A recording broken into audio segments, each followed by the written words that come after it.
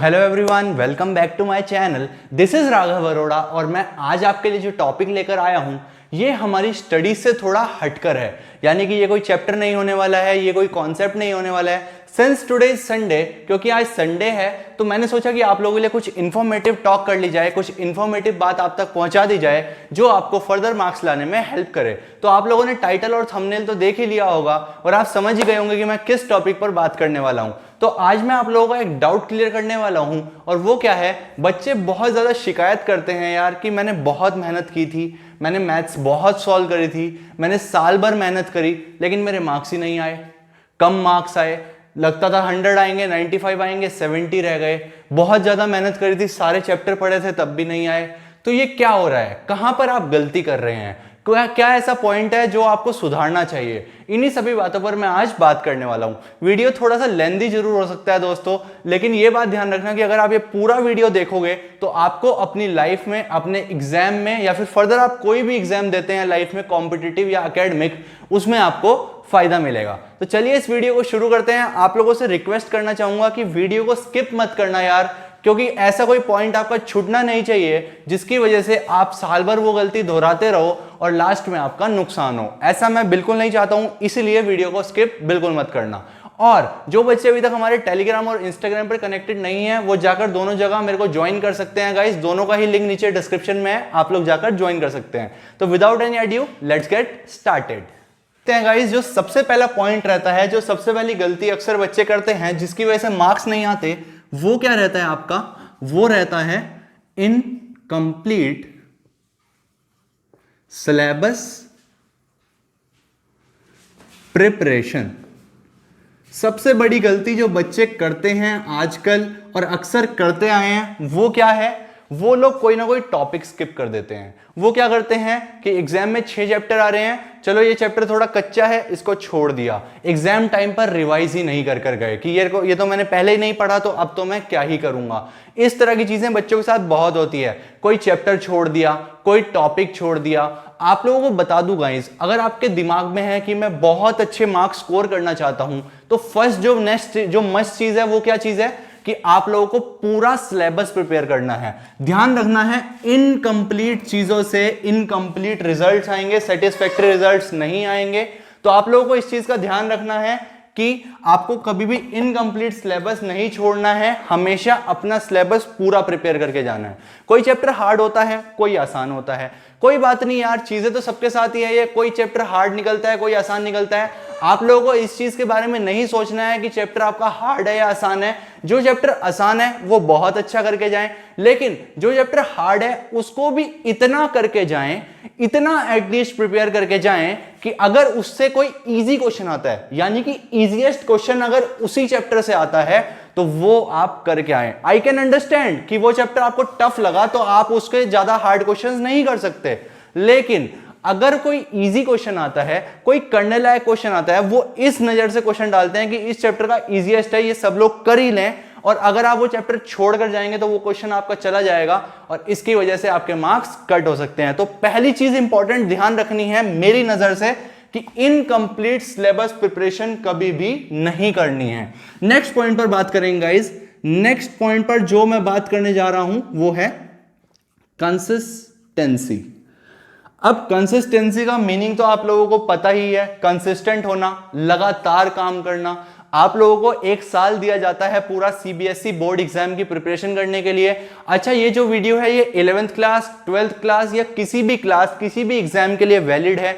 आप लोग अगर ये वाली टिप्स किसी भी एग्जाम के लिए फॉलो करेंगे तो आपको फायदा होने वाला है। तो नेक्स्ट पॉइंट जो मैं बात कर रहा था वो था कंसिस्टेंसी। कंसिस्टेंसी पे आपको ध्यान रखना है। अब देखो यार, कुछ बच्चों की टेंडेंसी होती है कि स्टार्टिंग में, चलो अभी अप्रैल शुरू हुआ है तो ज्यादा ध्यान नहीं देते हैं पढ़ाई पर, इधर उधर लगे रहते हैं, अपने कोई और काम में, खेलने में लगे रहते हैं, कुछ भी रीजन हो सकता है। लेकिन उनका जो ध्यान पता है कब शुरू होता है? जब प्री बोर्ड्स आते हैं, जब प्री बोर्ड्स का रिजल्ट आता है। वो लोग तब सोचते हैं कि यार अब रह गए हैं 3 महीने, अब नहीं पढ़ा तो अब तो काम हो जाएगा खराब। उस चीज में बच्चा तैयारी तो कर लेता है, कच्ची कच्ची तैयारी करता है, कर तो लेता है, और कुछ बच्चे मार्क्स भी लेते हैं, एक्सेप्शंस आर ऑलवेज देयर। लेकिन जो जनरल ट्रेंड मैंने नोटिस करा है कि जो बच्चा कंसिस्टेंट नहीं था, यानी कि जो बच्चा साल भर नहीं पढ़ा, अप्रैल से रोज उसने थोड़ा थोड़ा पढ़ाई नहीं की, वो बच्चा मैथ्स में स्कोर अच्छा नहीं कर पाता। यानी कि जो 95 या 100 के सपने देख रहे हैं और वो लोग अगर सितंबर में सोच रहे हैं कि अब मैं प्रिपरेशन स्टार्ट करूंगा और 4 महीने में तो दुनिया अलट पलट हो सकती है, तो आपकी ये गलत सोच है। गलत सोच क्यों है? क्योंकि यार आप लोगों को बता दूं कि अब आप 11th एंड 12th यानी कि हायर स्टडीज क्लासेस में आ चुके हैं और इनका सिलेबस इतना कम नहीं होता और इतना ज्यादा कम डाइवर्सिफाइड नहीं होता कि आप लोग इसको 2 महीने या 1 महीने में सब कुछ फर्स्ट टाइम में समझकर कर डालें। काफी अच्छा खासा सिलेबस होता है। 12th क्लास में 2 बुक्स होती हैं मैथ्स की। 11th में भी बहुत अच्छा खासा सिलेबस होता है। वो इस नजर से बनाया गया होता है कि बच्चा तसल्ली से इसको 12 महीने नहीं तो कम से कम 6-7 महीने तो पढ़े ही। तो आप लोगों को यह गलती बिल्कुल नहीं करनी है। चीजें साथ साथ लेकर चलनी है। पूरे साल पढ़ाई करेंगे, रोज थोड़ा थोड़ा करें, टारगेट वाइज करें। अगर सब बच्चे एक एक्सरसाइज एक दिन में निपटा रहे हैं तो कोई बात नहीं, तुम 2 दिन लो, 3 दिन लो अगर तुम्हारा वीक सब्जेक्ट है। लेकिन ये मत रखना कि यार ये मेरा वीक सब्जेक्ट है, पहले जो बाकी की चीजें हैं वो कर लेता हूं और सितंबर आएगा तो इसको शुरू करूंगा। ध्यान रखना बच्चों, ये गलती यहां पर जो करेंगे उनके मार्क्स कट होंगे, उनका नुकसान होगा। तो इस चीज का खास ध्यान रखना है कि कंसिस्टेंसी मेंटेन्ड रहनी चाहिए आपकी। रोज थोड़ा थोड़ा काम करेंगे, टारगेट वाइज स्टडी करेंगे। वैसे तो अभी रिवीजन आएगा तो मैं आप लोगों को टाइम टेबल भी बनाकर दूंगा कैसे कैसे करना है और रिवीजन कैसे करना है इस पर भी बात करेंगे। लेकिन अभी रिवीजन का टाइम नहीं है। अभी ये कुछ जनरल टिप्स हैं, इनको अभी से फॉलो कर लो, बाद में काम आएगी, नहीं तो फिर बोर्ड्स बार बार नहीं आते हैं गाइस, ठीक है। और इंप्रूवमेंट वालों को एक्सक्लूड कर रहा हूं क्योंकि वो बच्चे तो हमारे साथ जुड़े ही नहीं हुए हैं। मेरे को पता है आप सब लोग बहुत मेहनती बच्चे हो और इन सब चीजों को समझने के बाद आज आप इनको फॉलो करेंगे। नेक्स्ट पॉइंट जो मैं आपसे कहना चाहता हूं, जो मैंने फील करा है अमंग स्टूडेंट्स, अमंग माई कलीग्स, अमंग माई जूनियर्स, वो क्या है? Retention problem. Retention problem. तो भाई ये कौन सी प्रॉब्लम हुई रिटेंशन प्रॉब्लम? अब सुनते हैं इस पॉइंट के बारे में। तो यार ये भी समस्या बहुत ज्यादा पाई जाती है बच्चों के बीच में कि भैया एग्जाम्स आए, सिलेबस आया, फर्स्ट बुक शुरू में पढ़े थे, जब एक एक चैप्टर पढ़ा था तो यार सब हो गया था, तब तो कोई दिक्कत नहीं आई, सब चीजें अच्छी लग रही थी, समझ आ रही थी। लेकिन जब 6 के 6 चैप्टर एक साथ मेरे को दे दिए, कल पेपर है और आज 6 चैप्टर हैं, तो मेरे से एक साथ सारे चैप्टर प्रिपेयर ही नहीं हो रहे हैं। एक चीज पढ़ रहा हूं तो दूसरा भूल रहा हूं, तीसरी चीज पढ़ रहा हूं तो पहले वाली भूल रहा हूं। ये चीज बहुत ज्यादा बच्चों के बीच में पाई जाती है कि वो रिटेन नहीं कर पा रहे हैं, रिटेंशन नहीं है उनकी पढ़ाई में, खासकर मैथ स्पेसिफिक। तो इसके लिए मैं क्या कहना चाहूंगा गाइस, इसके लिए मैं कहना चाहूंगा कि अगर आपको चीजें रिटेन करनी है, अगर आपको चीजें रिटेन करनी है तो आप लोगों को शेड्यूल करना पड़ेगा अपना रिवीजन फ्रॉम डे 1। जी हां, डे 1 से ही। मैं उस रिवीजन की बात नहीं कर रहा हूं जब आप सारे चैप्टर पूरे कर चुके हैं और अब आप दोबारा शुरू से रिवाइज करने जा रहे हैं। आप लोगों को डे 1 से ही रिवीजन अपना शेड्यूल करना पड़ेगा। मान लीजिए फॉर एग्जांपल चैप्टर 12 क्लास 12 का चैप्टर 3 आप पढ़ रहे हैं मैट्रिसेस, आपने वो पूरा कर दिया, बहुत अच्छे से पूरा कर दिया और उसको साइड में रख दिया, ठीक है। आप आगे बढ़ गए, डिटर्मिनेंट्स में नए कॉन्सेप्ट आए।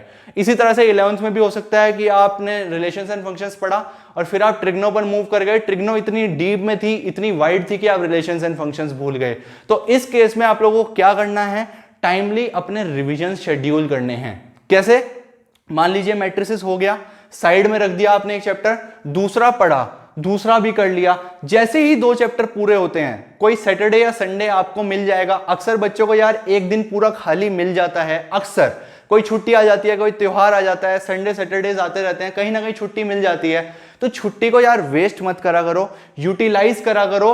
पिछला जितना भी काम हो गया, जैसे 2 चैप्टर पूरे हुए तो आपका टारगेट होना चाहिए कि सैटरडे संडे में एक बार उन चैप्टर से मैं नजर दौड़ा लूं, एक बार कॉन्सेप्ट्स को दोबारा माइंड में दोबारा से एक बार फिक्स कर लूं, एक नजर मार लूं, ताकि वो इस माइंड में चिपक जाएं बिल्कुल और फॉरएवर हो जाएं। ये प्रोसेस आपको फर्स्ट टाइम तो बहुत दिक्कत करेगा। यानी कि जब आप फर्स्ट टाइम चीजें रिवाइज करेंगे ना, तो यार दिमाग को बहुत जोर पड़ेगा कि यार तू क्या कर रहा है, ये मेरे को बहुत सिर में दर्द हो रहा है दोबारा से पढ़ते हुए। लेकिन ध्यान रखना मेरी बात और ट्रस्ट करना मुझ पर, जहां ये प्रोसेस आपने 2 बार रिपीट कर लिया, यानी कि आपने एक चैप्टर पढ़ा था, वो फर्स्ट साइकिल और रिवीजन में आपने पढ़ा, इसके बाद वो सेकंड साइकिल और रिवीजन में आपने पढ़ा, इसके बाद जब आप पढ़ेंगे तो वो चैप्टर बहुत ही इजी हो जाएगा आप लोगों के लिए। तो इस चीज का खास ध्यान रखना है गाइस, ठीक है। और ध्यान रखेंगे कि आपको रिटेंशन ऐसे ही मिलेगा, शेड्यूल्ड रिवीजन करते रहें तो आपका रिटेंशन आता रहेगा। हम बढ़ेंगे गाइस अपने नेक्स्ट पॉइंट पर। वो क्या है? वो है कंक्लूडिंग कंक्लूडिंग चैप्टर्स या फिर चैप्टर विद डाउट्स। तो ये समस्या और ये गलती बहुत ज्यादा करते हैं बच्चों के साथ ये समस्या बहुत ज्यादा रहती है। क्या करते हैं बच्चे, पढ़ते हैं एक चैप्टर, उसमें कोई डाउट्स आए, उन क्वेश्चन को छोड़ दिया, बाकी का कर लिया, बहुत अच्छी बात है। यही करते करते चैप्टर खत्म हो गया। अब क्या करेंगे, उस चैप्टर को कर देंगे बंद और बढ़ जाएंगे नेक्स्ट चैप्टर की ओर। और जो डाउट्स थे उनका क्या हुआ, हमें क्या पता, नहीं हुआ। वही डाउट्स वाले क्वेश्चन आपके पेपर में पूछ लिए जाते हैं। जब वो डाउट्स के क्वेश्चन पेपर में आते हैं, फिर बच्चा चौंक जाता है कि यार चैप्टर तो मैंने पढ़ा था, तब भी मेरे साथ ऐसे हो गया, क्वेश्चन नहीं हो रहा है मेरे साथ, भैया ने गलत पढ़ाया होगा। ऐसा हो सकता है गाइस कि कंक्लूड नहीं कर रहे हो आप चैप्टर को विद डाउट्स। तो हमेशा ध्यान रखेंगे कि अगर आपकी कहीं समस्या आ रही है, स्टडी हार्ड कर रहे हैं आप, तो आप ये सब गलतियां कर रहे होंगे। कंक्लूड करना चाहिए हमेशा चैप्टर्स को डाउट्स के साथ, यानी कि जो भी डाउट्स थे उस चैप्टर में जब चैप्टर खत्म हो जाए तो एक बार डाउट्स पे जरूर नजर मारनी है। आपने डाउट्स पर टिक तो जरूर लगाया होगा, ये मेरे से नहीं हुआ, तो जो क्वेश्चंस नहीं हुए थे उस चैप्टर से मूव करते हुए दूसरे चैप्टर पे उन डाउट्स पर नजर जरूर मारनी है कि क्या अब मेरे से ये हो रहे हैं, क्या मैंने इन डाउट्स को यहीं के यहीं खत्म कर दिया। अगर आप डाउट्स इकट्ठे करेंगे तो कभी नहीं स्कोर कर पाएंगे, ट्रस्ट मी। फिर जितना मर्जी हार्ड पढ़ लो, आप कभी स्कोर नहीं कर सकते। तो हमेशा ध्यान रखेंगे कि चैप्टर्स को कंक्लूड करेंगे विद डाउट्स। जब चैप्टर बंद हो गया तो मेरे को उस चैप्टर के मेरे जितने भी डाउट्स थे वो सब भी आते हैं, और जो क्वेश्चन मैंने कर लिए वो भी आता है। तो ये मेजर पॉइंट रहता है और ये मेजर गलती रहती है बच्चों की कि वो क्या करते हैं, डाउट्स को कंक्लूड नहीं करते हैं, डाउट्स को चलने देते हैं, जो नहीं हुआ उसको छोड़ दिया और चैप्टर बंद करके जब हो गया तो आगे बढ़ गए। डाउट्स साथ साथ खत्म करेंगे। मैं बैठा हूं यार, मेरे से पूछ लिया करो इंस्टाग्राम पर, मैं कब मना करता हूं, अक्सर कोशिश करता हूं बच्चों के डाउट्स के आंसर करूं जब जब मेरे से पॉसिबल हो पाता है। तो आप लोग अपने डाउट्स जिस भी वे में कर सकते हैं, अपने टीचर हो, अपने सीनियर हो, कलीग्स हो, फ्रेंड हो, जैसे भी आपका मन हो, डाउट्स छोड़ने नहीं है। नेक्स्ट पॉइंट देखेंगे, ये कुछ पॉइंट्स मेजर हैं जो मेरे को लगा, ठीक है, तो इन पर अगर आप फोकस करेंगे तो मार्क्स अच्छे आने के चांसेस बढ़ जाएंगे, ठीक है। नेक्स्ट पॉइंट क्या देखेंगे, chapter wise evaluation. Chapter wise evaluation, अब ये क्या होता है चैप्टर वाइज इवैल्यूएशन।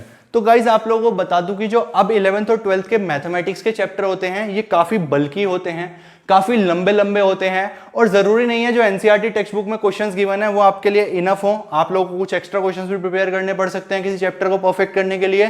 तो आपको क्या करना है, चैप्टर वाइज इवैल्यूएशन करना है खुद का।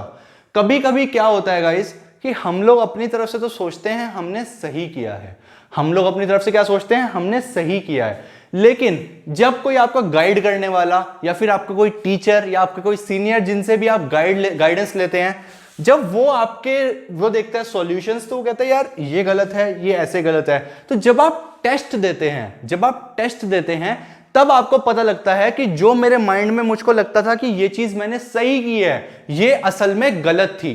तो आपको अपना चैप्टर वाइज इवैल्यूएशन करना है। एक चैप्टर अगर खत्म होता है तो उसका टेस्ट होना जरूरी है। अगर आपने टेस्ट नहीं दिया, खुद को सेटिस्फाई कर दिया कि मैंने प्रिपरेशन कर ली है, मेरा हो गया, और आगे बढ़ गए, तो जरूरी नहीं है कि जैसी आपने प्रिपरेशन करी है वो इनफ है और जिस तरह से आप लिखते हैं वो सही तरीका है।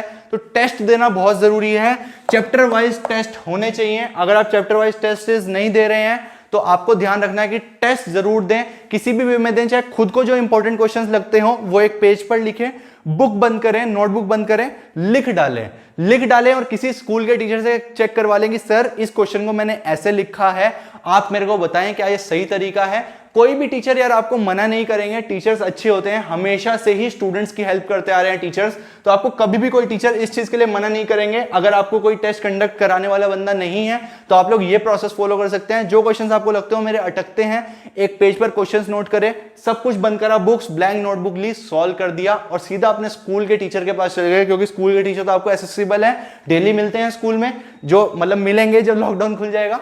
तो ध्यान रखेंगे कि चैप्टर वाइज टेस्ट भी आपको देने जरूरी हैं। और एक बात और, इवैल्यूएशन के केस में आपको एक चीज और ध्यान रखनी है, जो बच्चे अक्सर गलती करते हैं, मैं ऐड करने वाला हूं इसमें, वो लोग क्या करते हैं, आंसर्स मैच नहीं करते हैं। मतलब कि कोई क्वेश्चन करे, बहुत सारे सॉल्व करे क्वेश्चन, मेरे से कॉन्सेप्ट सीखा मेरी वीडियो में, क्वेश्चन सॉल्व करे और बढ़ गया आगे, हो गया, मैंने कर दिया, हो गया।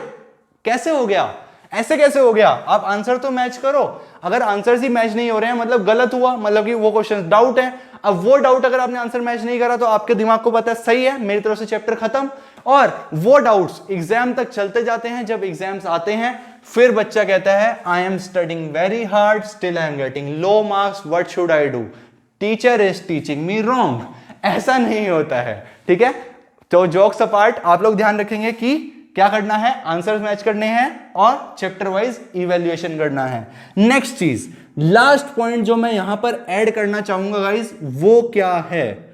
Poor revision methods. Poor revision methods. बच्चे क्या करते हैं गाइस, बच्चे जब रिवीजन का टाइम आता है, पढ़ाई तो बहुत अच्छे से करते हैं, साल भर बहुत अच्छे से पढ़ते हैं, एक एक चैप्टर अगर उन्हें टेस्ट के लिए प्रिपेयर करने का वो बहुत अच्छे से करते हैं। लेकिन मैं कह दूं भाई 3 दिन की छुट्टी है, फर्स्ट बुक आ रही है, पेपर देने आ जाना। उन 3 दिन को वो लोग एफिशिएंटली यूटिलाइज नहीं कर पाते। 3 दिन में से वो 1 दिन बिता देते हैं किसी एक चैप्टर के सारे क्वेश्चन सॉल्व करने में, या फिर 2 दिन बिता देते हैं किसी एक चैप्टर की थ्योरी पढ़ने में, और फिर 1 दिन के लिए छोड़ देते हैं 5 चैप्टर। सुबह लगता है हो जाएगा, जब रात के 9 बजने को आते हैं, रात के 9 बजने को आते हैं तो महसूस होता है कि भैया सिलेबस तो हाथ से निकल गया, अब हमें पेपर में सिलेबस छोड़ के जाना पड़ेगा और मार्क्स कमाने तय हैं। तो आपको पुअर रिवीजन मेथड से बचना है। इस 6 पॉइंट को मैं यहां पर छोड़ रहा हूं। जब रिवीजन हम शुरू करेंगे तो आपको पहले बताऊंगा कि आपको रिवीजन सीक्वेंस कैसे रखनी है, टाइम मैनेज कैसे करना है। मेरे साथ जुड़े रहें आप, इस पॉइंट को हम लेंगे नवंबर में, ठीक है guys. So this is all about this video guys. I hope आप ये 6 पॉइंट ध्यान रखेंगे, इन 6 पॉइंट को रिलीजियसली फॉलो करेंगे, अपनी लाइफ में उतारेंगे इन पॉइंट्स को। और जो बच्चे ये मिस्टेक करते थे वो अब दोबारा मत करें। अगर आपने मिस्टेक्स रेक्टिफाई कर ली तो ट्रस्ट मी, आपका प्रोपोर्शन ऑफ गलत marks, proportion of wrong marks का मतलब समझ रहे हो? एक तो होता है लो मार्क्स, रॉन्ग मार्क्स का मतलब है कि आप लोगों ने तो अपनी तरफ से सही करा लेकिन इन गलतियों की वजह से कट गए, तो वो उनको मैं कह रहा हूं रॉन्ग मार्क्स। तो आप लोगों को रॉन्ग मार्क्स से बचना है, तभी लो मार्क्स से बचोगे, ठीक है। तो इन चीजों का ध्यान रखें guys. I hope this video is clear to you और काफी इंफॉर्मेटिव रही होगी। तो जितना हो सके इस वीडियो को शेयर करना यार, अपना प्यार दिखाना मेरे चैनल को। मिलते हैं नेक्स्ट वीडियो में पढ़ाई करेंगे और अच्छे से। See you guys in next video. Goodbye and take care.